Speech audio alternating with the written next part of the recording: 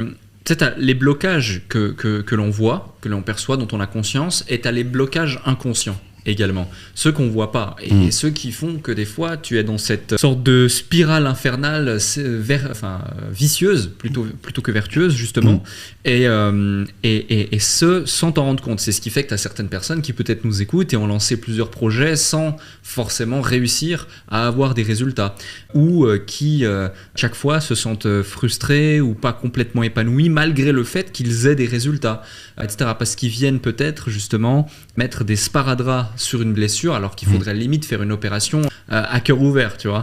Et du coup, comment on fait pour identifier ces différents blocages, les différents blocages que l'on a, pour pouvoir peut-être après mettre en place des actions pour aller justement les dépasser? Alors, ce qui est intéressant là, c'est de voir qu'il y a... En fait, il faut se voir en deux parties. Il y a, comme tu as dit, une partie qu'on voit et l'autre partie qui est invisible. Et justement, sans aller dans l'ésotérisme, tu vois, l'idée, c'est qu'il y a ce que je veux. Par exemple, je vais dire, bah voilà, cette tâche, je la veux absolument, comme ça peut être, je veux atteindre ces objectifs, je veux, etc. La partie consciente, elle est plutôt cartésienne. Elle dit, bah voilà, il me faut un plan, j'y vais, etc. Et la partie inconsciente, elle va avoir à l'intérieur, on va avoir toute ton histoire, tout ton passé, tout ce qu'on appelle le conditionnement. Et c'est ce qui fait que des fois, ça peut bloquer. Le conditionnement, c'est comment tu as grandi, avec qui tu as grandi, qui t'a influencé, quelles étaient les autorités que tu avais quand tu étais petit. Alors souvent, c'est l'école, ça peut être tes parents, ça peut être ton environnement, la culture, ça dépend où tu as grandi. Quelqu'un qui a grandi, je veux dire, dans un pays et un autre dans un autre pays, n'ont pas forcément, tu vois, le même état d'esprit. Et à partir de là, bah, en fonction de avec quoi tu as démarré, eh ben, tu peux avoir des blocages et tu peux constamment te dire, voilà, je veux, et ben ça bloque. Ça bloque. Comme s'il y avait un aimant à l'intérieur de toi qui te dit, va pas bouger mon gars, parce que aujourd'hui, moi, je sais pas ce que tu veux. Je sais juste, le cerveau, il est là, pas pour te faire kiffer. Il est pas là pour te rendre successful parce que tu as juste décidé en disant, bah là, moi, c'est ce que je veux être millionnaire et je vais le devenir. Non. Ton cerveau, il est là pour te dire, en gros, moi, je te maintiens en vie. Ma fonction principale, c'est la survie.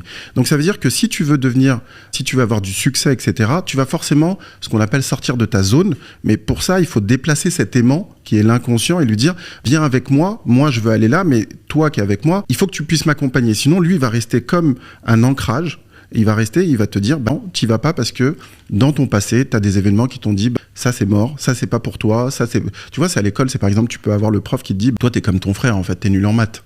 Eh ben, cette petite phrase va elle va mûrir en fait à l'intérieur de ton cerveau et du coup ça va devenir une croyance, mais au-delà de la croyance, ça devient une barrière. Et avec cette barrière-là, du coup, le jour où t'as des exercices, tu dis, bah non, c'est pas pour moi. Et tu commences à y croire et ton identité va changer. Et en fonction de l'identité que tu as, eh ben, les portes se ferment ou s'ouvrent. Et tout l'objectif, justement, c'est d'accompagner les gens à ouvrir certaines portes. Alors la question, c'était comment je fais pour savoir quels sont mes blocages. Il y a un truc qui est très simple, c'est dans le langage. Tu parles avec quelqu'un, il va te faire, de manière générale, blablabla, mais il va te sortir un argument, que je vais appeler plus tard une excuse, ou ça va être une de ces raisons en tout cas. Et bien tout ce qui vient après le mais, c'est tes blocages. Donc en fait, ça saute aux yeux quand on a conscience. Donc ça veut dire, viens, on va à la piscine, on va sauter, et puis il va dire, ouais, mais l'eau elle est froide. Ouais, mais tu sais, il y a toujours... Et en fait, c'est son inconscient, c'est cette partie... Alors, inconscient, subconscient, ça dépend de où on se trouve. Mais l'idée, c'est que... Je fais rapidement le truc, c'est qu'on parle souvent d'inconscient, subconscient. Aux États-Unis, on parle beaucoup plus de subconscient. En France, on est plutôt sur l'ère de la psychanalyse avec Freud et tout ça. On parle beaucoup d'inconscient, mais pour faire très simple, c'est la même chose. L'idée, c'est que cette partie inconsciente, donc qu'on ne voit pas, ou subconsciente qui est sous le conscient, va te bloquer. Et comment on fait pour le trouver ? Eh ben...